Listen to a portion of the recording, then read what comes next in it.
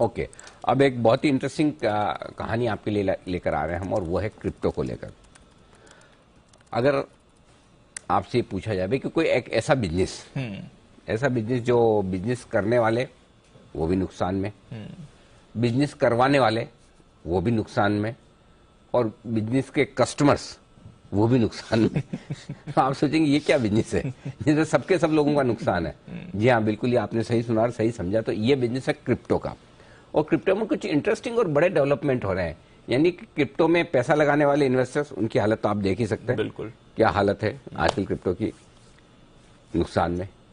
Crypto खरीदने के लिए फाइनेंस करने वाले लेंडर्स वो नुकसान में, और क्रिप्टो के एक्सचेंज चलाने वाले वो भी नुकसान में, कि सारे के सारे नुकसान में। और इस नुकसान से मुझे एक कोरिलेशन और याद आ रहा है बंसल जी के काम का, वो मैं आगे बताऊंगा।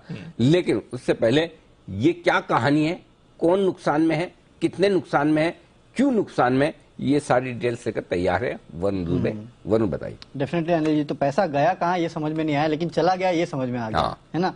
तो अब ये हुआ कैसे? तो वैसे हम देख रहे थे कि लगातार ग्लोबली आप देखिए हर एसेट क्लास में बिकवाली हो रही थी, और इसके चलते क्रिप्टो जो है उसमें बिकवाली तो कुछ ज्यादा ही बढ़ चुकी थी। इंडिया की मैं आपको बात बताऊं तो 1 जुलाई को क्रिप्टो पे टीडीएस लगाना जो है वो सरकार ने शुरू कर दिया था, और इसके बाद आप देखिए ट्रेडिंग वॉल्यूम जो है क्रिप्टो के उसमें जोरदार गिरावट आई है।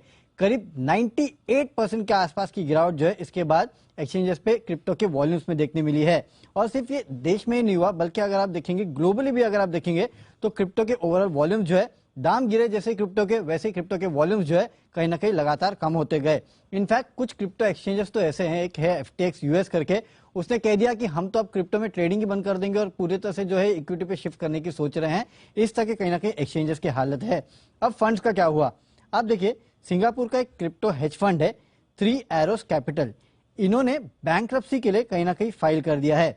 अब क्रिप्टो की तेजी के समय ये जो 3 एरो कैपिटल है इनका AUM करीब $10 बिलियन के आसपास होता था, और इन्होंने काफी सारे क्रिप्टोस में पैसे लगाए थे, जैसे कि ल्यूना नाम का एक क्रिप्टो था और UST जैसे क्रिप्टोस थे, इनमें इन्होंने पैसे लगाए थे। और आपने देखा ल्यूना का हाल क्या हुआ, एक समय था 3 महीने पहले करीब 9,000 रुपए के आसपास ट्रेड करता था। अब अगर आप देखेंगे तो ये पूरे तरह से साफ हो चुका है। सिर्फ यही नहीं, इन्होंने पैसा भाव लगाने तो आता होगा। हाँ, भाव तो आता होगा, कुछ बताओ तो सही। बताइए क्या? एक पैसा सॉरी, 1 पैसा। हाँ, 1 पैसा। हाँ, 1 पैसा, 1 पैसा रह गया, तो नाम के लिए रह गया। और ब्रोकरेज कितनी लगी उस पे? अगर कोई ले ही ले तो ब्रोकरेज कितनी लगेगी?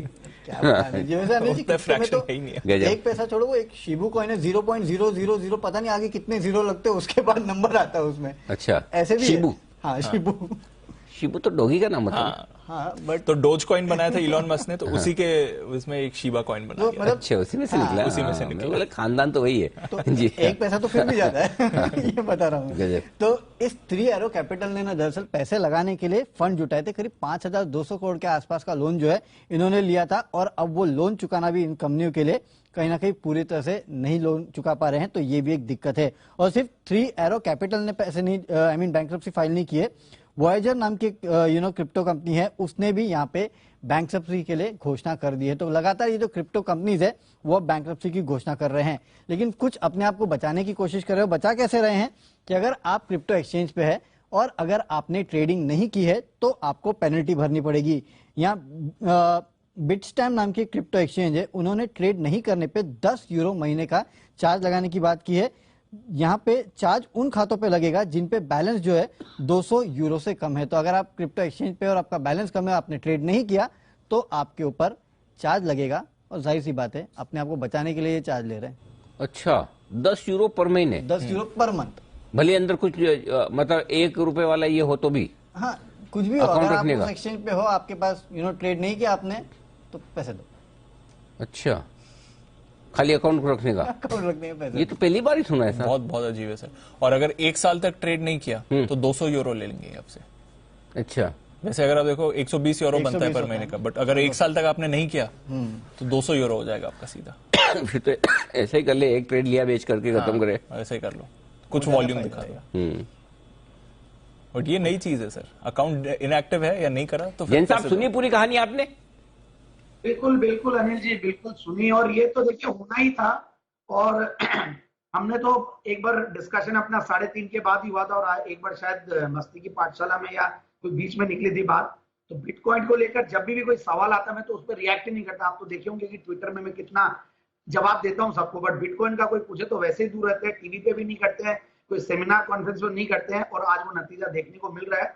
और ये जो चार्जेस है, डोरमेंट अकाउंट होने के चार्जेस जो है, ये सारे सब अनएथिकल, और कहीं ना कहीं देखिए रेगुलेटर्स इतने सक्रिय भी नहीं है, तो इसीलिए सबको हम तो डराते ही हैं। और आजकल के न्यू जेन और न्यू एज ये सारी कई कंपनियां भी आई है, और प्लस जो यंगस्टर्स है, जो जिनको रॉबिनहुड इन्वेस्टर्स हम स्टॉक मार्केट पार्लेंस में बोलते हैं, वो लोग तो मतलब खाली बिटकॉइन की बात करते हैं, और जिसको देखो यही काम कर रहे हैं। सो इट्स गुड दैट ये जल्दी हो गया, और इंडिया में पता नहीं अब कितना हुआ है, पर जितनी स्पीड से और जितनी तेजी से यहाँ पे अकाउंट्स खुले, और किस तरीके से ये लोग अगर पैसे लेंगे डोरमेंट अकाउंट्स के, हमारे यहाँ तो हम लोग खुद भी डीमैट अकाउंट्स खोलते हैं तो हम लोग तो नहीं ले पाते हैं, बट यहाँ ये लोग अगर लेंगे तो बहुत बड़ा खर्चा सबको झेलना पड़ेगा। तो सही है।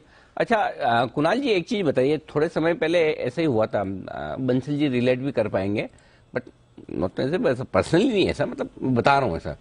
तो पहले अभी वो बीच में थोड़े बैंकों के अकाउंट एनपीओ नहीं होते थे बहुत सारे, तो शराब बनाने वाली बड़ी कंपनी के अकाउंट बैंकरप्ट हो गए, याद है ना? याद है। हाँ, फिर वो देश छोड़ के भी चले गए थे, ये सब हुआ। हाँ, तो तब ये बहुत चलता था कि जो कंपनी शराब बना रही वो दिवालिया होगी, बराबर है? बराबर। जिन बैंकों ने उस कंपनियों को लोन दिया, उनके लोन भी बैड डेट्स हो गए, मतलब बैंक के भी पैसे गए, प्रोमोटर के भी पैसे गए, और पीने वाले के तो जाते ही, आपको पता है। तो फिर कमाता कौन है?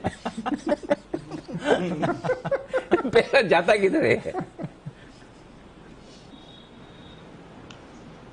बिल्कुल सही है अनिल जी, सत्य बात है ये। और अनिल जी ये बात काफी इंडस्ट्रीज के लिए सही है अनिल जी। तो आप बिल्कुल सही कह रहे हैं, और ये उस समय चला था, और इसका जवाब अनिल जी वही देगा जो सेवन करता हो इस तरह के पदार्थों का। तो आप अनिल जी पूछ सकते हैं उनसे। ऐसा तो हम किसी को जानते नहीं भाई, देखो हम किसी को क्या बोले को, हम तो जानते नहीं है, इसलिए पता नहीं। लेकिन ये सवाल तो जरूर है। बाकी हमारा सवाल तो क्रिप्टो पर ही है कि देखो, क्रिप्टो में एक्सचेंज नुकसान में, क्रिप्टो में इन्वेस्ट करने वाले नुकसान में, और क्रिप्टो के अगेंस्ट में लोन देने वाले भी नुकसान में। ये एक मतलब बड़ी टिपिकल सिचुएशन इस वक्त बनी हुई है। एक जमाना था क्रिप्टो में निवेश करने वाले तो पैसा बना रहे थे, काफी बनाए भी, अच्छा खासा बनाए भी, लेकिन अब थोड़ा मामला मुश्किल भरा जरूर है। बिल्कुल। चलिए।